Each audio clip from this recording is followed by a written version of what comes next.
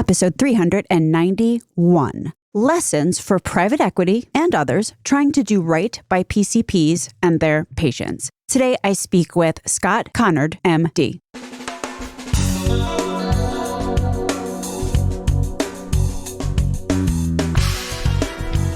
American healthcare entrepreneurs and executives you want to know.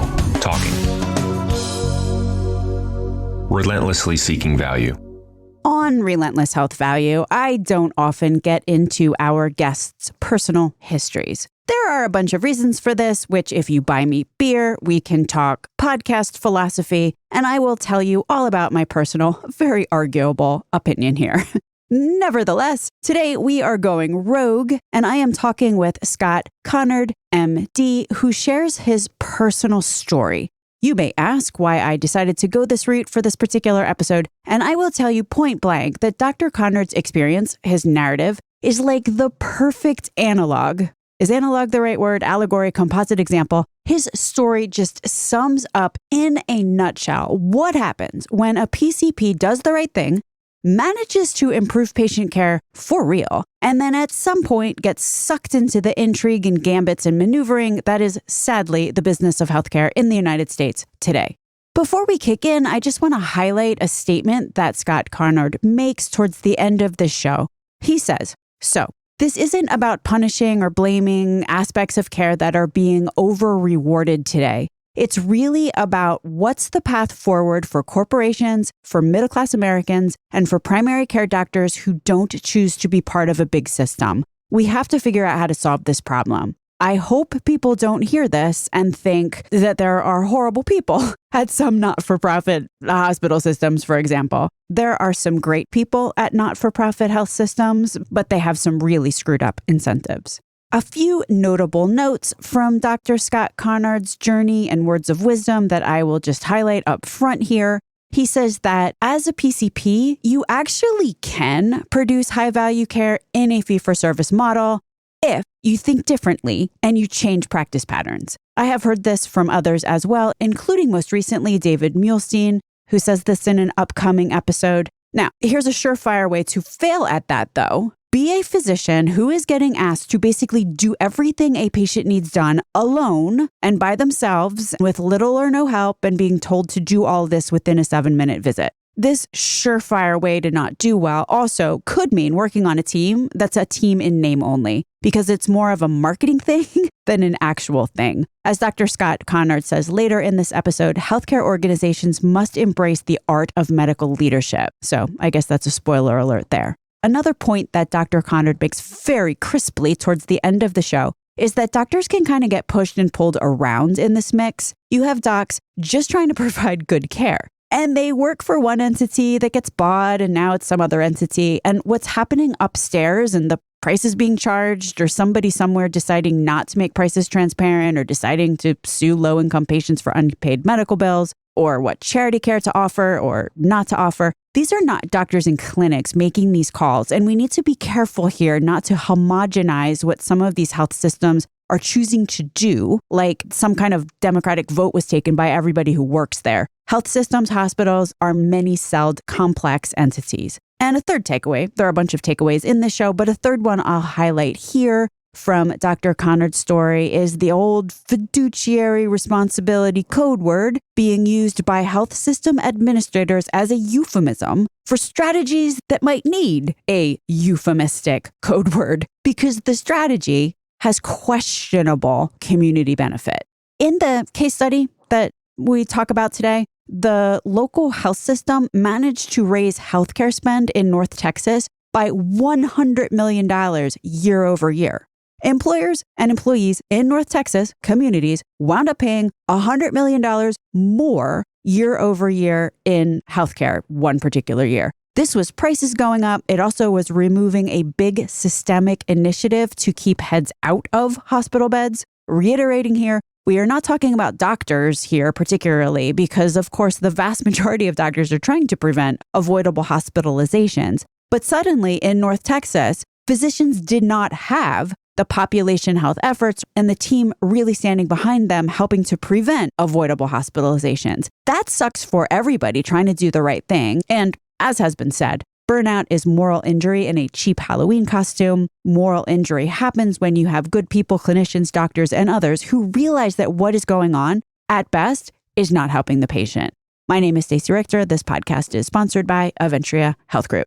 Scott Conard, MD, welcome to Relentless Health Value. I'm so excited to be here. Relentless Health Value is my favorite podcast, so to be on it is a real honor. That is such a generous statement, and I've been very much looking forward to having you on the podcast. I want to start out. Your career arc is kind of a perfect incarnation of what is possible to achieve for patients, but also what is possible in terms of a profit-driven industry managing to crush the whole endeavor. You had a moment, I would say, in your career earlier on. Do you want to just talk about what happened that kind of triggered maybe the journey that you wound up going on? So when I went into practice, I was top of my class in med school, top of my residency program, chief resident. And then I went in thinking I was all that in a bag of chips. By God, I was going to be Marcus Welby incarnate. And then in 1996, I had 3 patients, all in their 40s. I loved taking care of them, and they all had come to see me within 90 days, and they all died. It's one of those, oh my gosh, what just happened moments that completely reframed my mindset around what is excellent primary care and how advanced primary care needs to work. I can certainly see how that would give anyone pause. You had 3 individuals, all in their 40s. They came to your practice within 90 days of their ultimate deaths. They said, I feel fine, doc? Yep, exactly. I feel fine. And then they didn't feel fine. So from there, you must have sat back in your chair and said, wait, how did I miss something that obviously was going on, right? Yeah, I probably would say I didn't sit back in my chair. I went and laid in my bed. Thank God I'm married to a strong woman, because at the time, my conclusion was I'm a fraud. Like I thought that I was like Joe family doctor doing everything right, and people had died on my watch. So I literally had trouble going to work every day because I was afraid at that point that I was going to harm somebody or not do the right thing. But in going back and looking at their charts, here's what I found. All of them had risk. If you look at their key numbers, the numbers showed risk. Their cholesterol was a little bit out. One of them smoked cigarettes. One was a person with diabetes who their hemoglobin A1C or their 90-day average was a little bit high. One of them has what we call metabolic syndrome today. So the risk was there. And then when I looked at my note, I literally had said increased risk of having heart attack, stroke, and problems. And I said to the person, I need you to take an additional medicine. I need you to change your lifestyle. I need you to really address this problem. And they all looked at me and said, but Scott, I feel fine. And then they died. So that's where I got really clear. I thought that I was treating symptoms. I was actually a risk management expert. And so when you think about what we do in advanced primary care, which is the topic that you've done such a great job exploring with Brian Klepper and others, we take people who do not have symptoms, who had increased risk, and we help them change the way they live their life, which is a very different exercise than helping somebody feel better. Looking at data and triangulating what somebody's risk might be, like whether they're high risk, medium risk, rising risk. Do you want to talk about maybe how your practice changed and what you started doing? Yeah, well, it completely transformed because now I was taking asymptomatic people and monitoring, managing, and helping their risk. And it led me to develop the analytics I work on today, which really looks at 3 things. Number 1 is what's the absolute risk of a person? And we call this the whole person risk score, by the way. So what's the absolute risk of a human being? And that looks at the disease conditions, how many they have, how many doctors they're seeing, what their social determinants are, and saying this is the challenge that we're up against. And then the second part is looking at cancer screening rates, immunization rates, all the things that we call gaps in care and what we call pathways in care around migraines and low back pain and AFib, coronary disease, all those things, and asking how well is the system taking care of the person? But equally important is the third aspect, and that is how well is the person engaging with the system? My career, what happened at that moment was that I started to practice medicine a different way. You can't practice preventive, proactive medicine in 7 minutes. So I'd go in a room and I'd say, okay, thanks for coming in for your physical. I'd do the whole thing. We'd get their blood work. And then they'd give them a copy of my book. And I'd say, okay, now let's read chapter 2 and 5. So you understand what's going on inside your body. Just interjecting here, you wrote a book called The 7 Numbers That Will Change Your Life that is written for patients to understand, as you said, what is going on in their bodies. So, and then they'd come back in. I could have a conversation where they had an understanding, I had an understanding. We could be much more efficient. health literacy. You talked to Al Lewis recently. Health literacy, which is what he's built his career around, is so important. Really working on the health literacy of the individual. Your learning's evolved. It's almost like a practice model, or it is a practice model, really. That the first thing is assessing what their absolute risk is vis-a-vis those 7 numbers. The second one is for you to look at those 7 numbers and really contemplate, are they on the right pathway? Is this individual in there's obviously practice guidelines and best practice care, right? Is this person on a patient journey, which is optimal for them, which is something that obviously I've ranted about any number of times, so I'm not going to repeat it here. But if that doesn't happen, this is when you get just one care gap after another, right? And it's at that juncture, it's mopping up the floor while the faucet's still running. So the point of the second step here, I'm almost going to call it, is to ensure that the patient is within, their hypertension is actually controlled, that there's a plan to do that. Somebody figured out exactly how their hypertension is going to become under control so they do not have a hypertension care gap, for example. And then the third thing is to move from an allopathic model, didactic kind of model, to one which is much more coaching, which understands that the people are in a clinic a very small period of time compared to the amount of time that they're outside of the clinic. And as has been said any number of times, 80% of some of these outcomes are not determined by what happens in the clinic. So it's almost like a 3-step engagement model. Yeah, it really is. You start to move from a transactional model to a relationship model, from a model where you are telling someone what to do to engaging them in their own health. My mission statement at that time became adding years to your life, in life to your years, by empowering you to take control of your health. Because the truth is that health is with you. And that's why it's a social model. It goes from a medical model to a social model, from health and illness to a well-being model. So a well-being model adds years to your life and life to your years. I love that. Well, by empowering you to take control of your health. What year was this? Oh, so this is 1996 to 2006. So this is going great. You are seeing... We're adding a new doctor every 9 months. We went from me and a couple of nurse practitioners to 13 healthcare providers, and we totally changed it. You enshrined a whole new relationship-based primary care practice model using the 3 risk factor engagement points that we just talked about. So when someone walks in the door, they're handed their personal health summary, which is the system you talk about, right? The nurse assistants had been trained to review that with the patients. They were given delegated authority to actually put the orders in the system. So when I walked in, I said, "Hey, I see you're here for your sinuses today." They'd say, "Yes. And by the way, your nurse went over with me. I need a mammogram. I need this. I need that." And very efficiently, he had already entered the orders in the system. I treated the sinus infection. I ordered the tests. And so what actually happened was 2 things. One is that in a family doctor's office, things get slow in the summer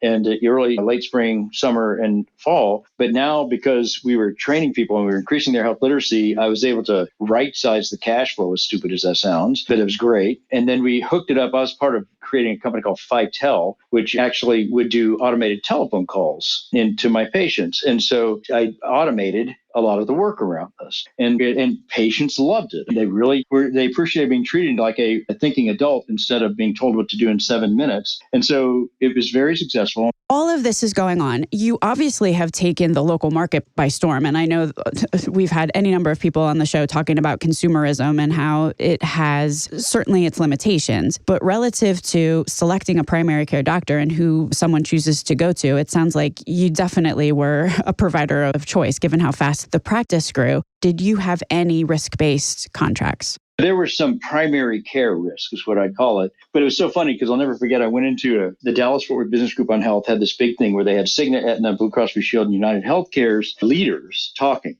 And within the month beforehand, I had gotten a letter from Blue Cross Blue Shield that said, "You're one of the best doctors we have." I'd gotten told by one of the other companies, "We're going to cut you out of our system because you're too expensive." And one of them said, "We don't judge primary care doctors." They didn't do anything. And the fourth one came in and said, we want to renegotiate your rates down 10%. And when I looked at the data, what had happened was Blue Cross Blue Shield was looking at the total cost of care, and I was 17% less expensive, but my personal, like in primary care, was more expensive. So they're like, "Wow, you save us 70% on the top, but you're 2% more expensive." that's a great deal. We just made 15%. Whereas the second company was just looking at primary care expense, and they were going to cut me out of the network. And Aetna at the time, they said, well, you're not a big enough group for us to negotiate a high rate. And I said, then you want me to join somebody else and get in a bigger group? It was a very confusing time to try to practice advanced primary care. To a certain degree, those same conversations are still happening, as sad as that is to say. And I think what BCBS realized is the same thing that's been proven endlessly on a global scale, that if you spend a little bit more in primary care, then the total cost of care can be significantly reduced. That is just, it is inarguable at this moment. Yeah, that's why we have to talk about total cost of care. You can't just look at primary care costs. Absolutely. So at that moment in time, I understand you got a visit from a larger local practice, which might have been appealing just given what that one health plan had told you about needing to be bigger so they could negotiate a higher rate with you, for example. First of all, let me just say it wasn't just me, right? It's a whole team. So I don't want this to come off like a glory rap, like Scott's something special. I'm not. I just love being with people who care about the health of other people. And so as a team, what happened was that the care we were taking of our patients got noticed. A person walked in and he said, we have 182 clinics, 343 doctors, and we want you to reproduce what you've done here in all of our clinics. And so I joined this. They bought everything I had, which is exciting. And then I became the chief medical and strategy officer for this group. And we took the same systems that I just talked about, and we introduced it into this group of 343 doctors. So we grew in the next 4.5 years to 510 doctors. And we had basically an office within 5 minutes of every place in North Texas. And it was so much fun because all these systems I was putting in place, we were 70% primary care, 30% specialists. And one day, Eduardo Sanchez, who is the chief medical officer for Blue Cross Blue Shield, called me up and said, Scott, what are you doing? What are you guys doing over there? Because you're saving between $16 and $17 per member per month than other primary care doctors. And with people with diabetes, you're $100 less expensive every month. We just did this big data analytics on all the primary care providers in North Texas. And so I told him about all our systems, blah, blah, blah, blah, blah. And he said, we have 400,000 patients coming to your offices. You're saving us around $5 million a month. And so we want to work with you more. And so we started to do some risk-based contracting at that point, to answer your earlier question. And by the way, I just have to put a cherry on top of this section of my life anyway, these years where we built this practice. The other thing that happened is our revenue in primary care went up significantly, like 25 to 30%, because we were doing all these preventive services, all the immunizations. We were getting people in regularly. We increased our revenue during the summer months. All the things I talked about work for the big group. So in fee for service, practicing high value healthcare works. And I believe that we should be in a prepaid advanced primary care model. So don't hear me like I don't think that's the right way to go. But all the people who argue that you can't practice high value medicine in a fee for service system just have never really thought about it, because when you think about it, you actually do get paid more for that. So enough of that, but I just wanted to make that point, is you can practice high value in a hybrid model where you're stuck doing fee for service and doing advanced prepaid care as you make that transformation over to hopefully a 100% prepaid model. Which is really an interesting point, and it underlines the fact that medical schools don't teach leadership classes. And Dr. Robert Pearl has said this. You have said this before. This has been echoed any number of times. So I don't think I'm speaking out of school here when I say what you are saying relative to having a hybrid model and fee for service is possible if the organization itself is really thought through and systems and technology and processes are put in place such that an immense burden doesn't wind up on the backs of the PCP physicians themselves. You can do this. Yes, you are exactly correct. It can be done. It takes a different leadership style, which, by the way, during this time, we found that we had a 70% turnover rate in our medical assistants and about a 15 to 17% turnover in our physicians as we were growing this group. And we realized it's because we hadn't prepared them for change. And a great leadership as we transform the healthcare system means you've got to teach people how to change effectively. So we actually wrote a book called The Art of Medical Leadership. And the woman that I wrote the book with, she is fantastic. Susan Aron, she actually would teach our clinics and our physicians how to shift their mindset into a more open-minded stance. And we saw our turnover rates go down to under 30%, which I know that's still too high, but it was much better than 70 with the MAs. And then with the doctors, we got it down to less than 5%. And I should say clinicians, because we had nurse practitioner PAs in there also. And so one of the things that for private equity is they think about transforming healthcare is you've got to embrace the art of medical leadership and change mindsets. If you don't, then you're pushing a rock uphill and you're just going to get run over. Yeah, it's funny how often medicine as an industry we all consider ourselves somehow, exempt from things that everybody else takes as just completely sacrosanct and true, like change management. It's a thing. You did a podcast recently with a woman who was working with BI, and she was in charge of transformation and change management. And she made a bunch of great points. So I would encourage everybody to go listen to that. Yes, and that was Karen Root. And even if what is going to be happening on the other side is so much better, there is definitely this messy middle, which needs to be considered. What Karen says very succinctly is that there certainly has to be a vision and a goal that everybody is aware of that they're striving to achieve.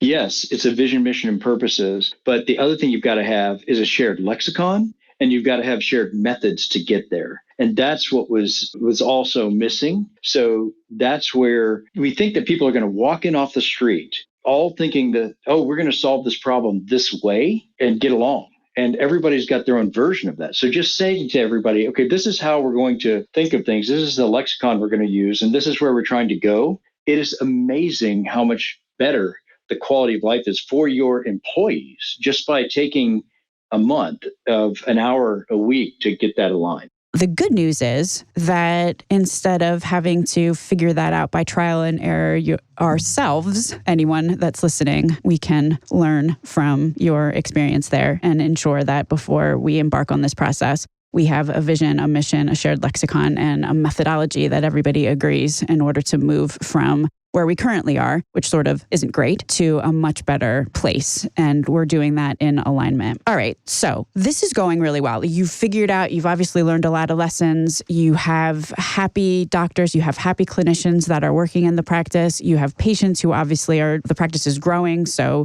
word of mouth, patient satisfaction is clearly high. Payers are happy because total cost of care, the ones that are smart enough to realize this, is diminishing. Then what happens? I thought I was doing the happy dance, as you point out, and was so excited with what was going on. And so now we're at 2010 and Obama, ACA, and I'm thinking, okay, our time has finally come. We're going to form ACOs. We're going to take risk, and this is going to be great. So I went to the largest healthcare system in North Texas and said, you've got 17 hospitals and really no significant physician group. We've got 510 clinicians and no hospitals. Let's form an ACO. And they're like, great idea. So we got together. And during the third meeting, they said, you know what? It'd be smarter if we were one tax ID number. We'd like to buy your group. And I'm like, oh, crap. Okay, I don't want that. But that's okay. It's not my choice because I'm the chief medical and strategy officer. So I pulled the CEO and the president in. And to make a long story short, the next January, they purchased our group. And, the whole premise was I was going to get to do the ACO with them, and we were going to have a first mover advantage to be able to start to do this high value care in North Texas. We do a lot of work with corporations. It'd be great. But in one of the most stunning things that's ever happened in my life, 90 days into it, my staff of 36 people had been reassigned to hospitals or HR or IT. And I was sitting in an office looking at the windows, and there was nobody in my group. And I went to the chief strategy officer, who had become a good friend of mine because he was very value minded, and said, what the heck just happened? This guy was at the hospital.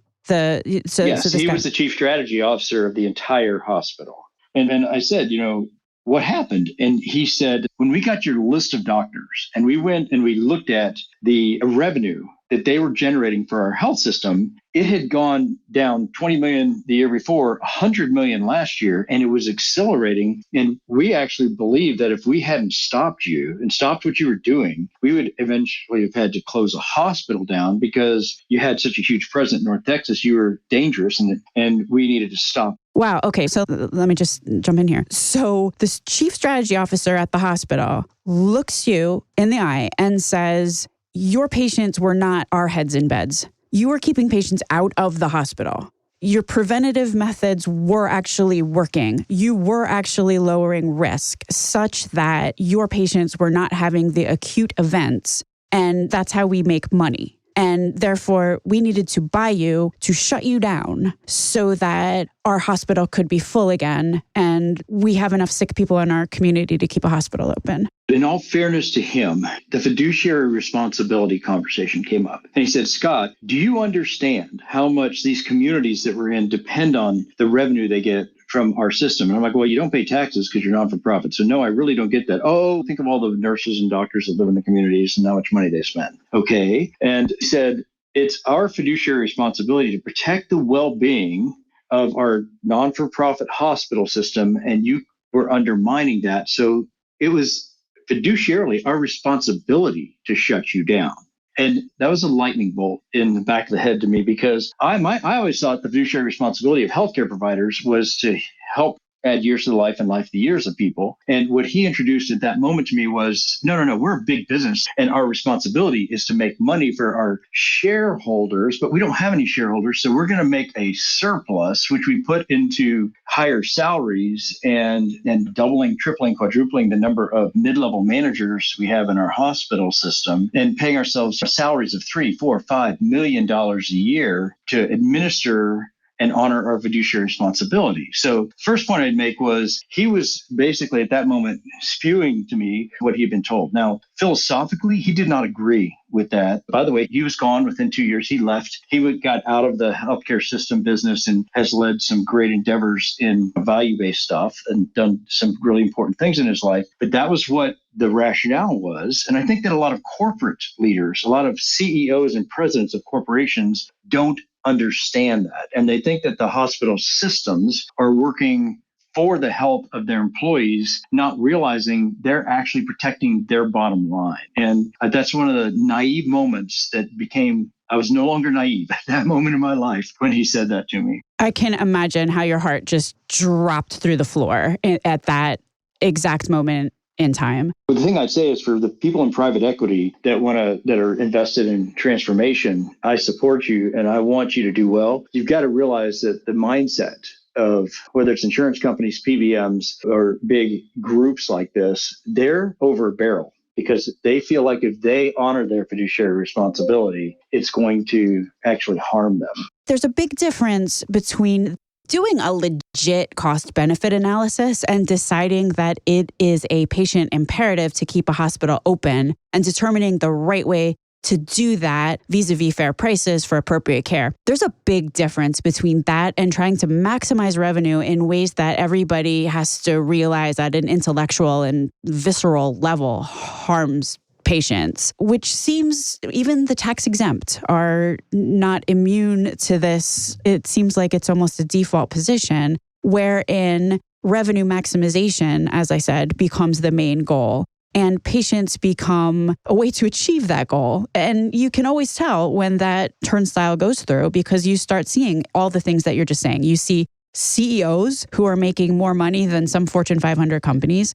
You see just immense amounts of this admin layer, embarrassing levels of charity care, financial aid not being offered. You basically see buildings. You see the hospital going on building sprees that do they actually improve care? Question mark. Like you see all these things start to happen. Certainly there's a PR department who can manage to spin that in all kinds of varied ways, which sound great on paper. But at the end of the day, it's all about the revenue maximization. Like you don't have to peel the onion back very far to figure that out, which is exactly what your experience bore out. Like that is a very crystallized moment in time that makes that very clear. Yeah, it was traumatic. It was like a pelican brief moment for me. And the other thing that, Stacey, is so amazing to me is the doctors, many of whom still are in that system, are wonderful, caring human beings who view their fiduciary responsibility as caring for the patient. And they just come to work every day. They do a great job. They go home. One of the weird things that happened is because the contracts that insurance companies give to these big health systems are so much better, the companies in North Texas paid $100 million more the next 12 months for the same services that they had gotten the 12 months before at a significant discount, just because about 400 of the 510 doctors moved over to a 30% higher rate of compensation. And so the doctors are like, wow, I just got a raise for doing the same work. That's a great deal. And unless you step back and view it from this macro level, you and I are looking at it and asking the question, gosh, they made a surplus of $250 million last year. What if that actually had gone into parks and gone into solving food deserts and safety deserts and healthcare deserts and actually working into the mental health and the community? What would happen if part of that $250 million a year, maybe only 100 million of it, went into that? And if they actually had adding years to life and life to the years by empowering people as a part of their mission statement. So I resigned, and then I decided at that moment to go work corporations, to go help corporations see what was really happening, and to do that, to use the data to transform. And that's what the next chapter of my life has become. Yeah, so just to summarize that first chapter, just looking at this at the macro level, there was a gigantic wealth transfer from the employees, from the community of North Texas into the healthcare system. And you definitely can see that because we have an additional $100 million spent paying for 30% more expensive FFS, fee-for-service rates, and facilities fees because hospital systems can get higher rates than independents most of the time. I'm sure there were also more acute events requiring hospitalization, probably more ER visits, et cetera, that went up after the moment in time where the practice was bought. Obviously, we have this situation where the intent and the goals of the local health system are in direct conflict with what I'm going to say most would consider the good of the community. Granted, we do have one complication there because oftentimes health systems, as David Muhlstein said on the podcast, 48 of the 50 United States employ more people in the healthcare industry than in any other industry. Right now, considering that 50% of the income of most people employed in the healthcare industry is paid for by the federal government, that is a bit of a different spin. But nonetheless,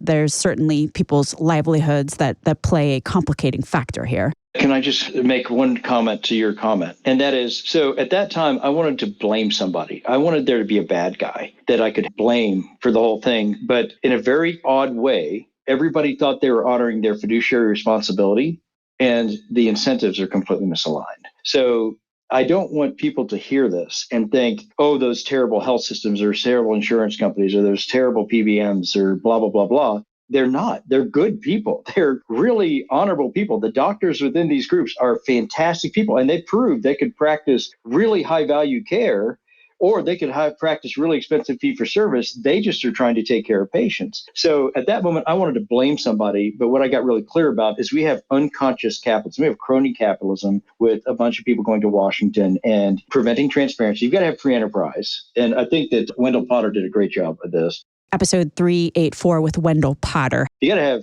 transparency to have free enterprise. And if we expect free enterprise to work in healthcare, we've got to go fix that problem. So I realized it's a system that's broken. It's not bad people. And the other thing with conscious healthcare is every stakeholder has to have a way forward. So this isn't about punishing or blaming aspects that are being over-rewarded today. It's really about what's the path forward for corporations, for the middle-class American, as you pointed out, is getting killed, and to primary care doctors that don't choose to be a part of a big system. And so we have to figure out how to solve the problem. It's not about, I hope people don't hear this and say, oh, what a horrible group of people at this non-for-profit hospital system. They're really a bunch of great people with really screwed up incentives. Yeah, it definitely sounds like everyone needs to take a step back and reorient toward what you said at the very beginning of this conversation, What's our vision? What's our mission? What's our shared lexicon? What's our methodology? It sounds like the whole industry needs to take a step back and think through those things. Well, that's the opportunity for private enterprise, right? That's why they're paying $55,000 per life, is we can harness the power of the private enterprise to actually help make this transformation. Or if private enterprise chooses to make the wrong investments, it can really slow the process down. So that's where I hope everybody listens to Relentless Health Value. I appreciate that, and I hope so too. Dr. Scott Conard, if someone is interested in learning more about converging health, where would you direct them? Well, I'd probably just have them email me at scott@scottconard.com. I would just ask them to reach out to me directly. Dr. Scott Conard, thank you so much for being on Relentless Health Value today. I'm a raving fan, Stacey. Anytime I can help, please let me know. Appreciate it. Thank you. Hey, could I ask you to do me a favor? If you are part of the Relentless tribe working hard to transform healthcare in this country, I don't need to tell you that we need as many on our side as we can get. The most vital thing that you could do to help expand the reach of this show is to leave a rating or a review on iTunes or Spotify, and or share this show with colleagues or decision makers. Personally, I cannot appreciate it more when I see the reviews, and they really count towards our search rankings. Thanks so much for listening.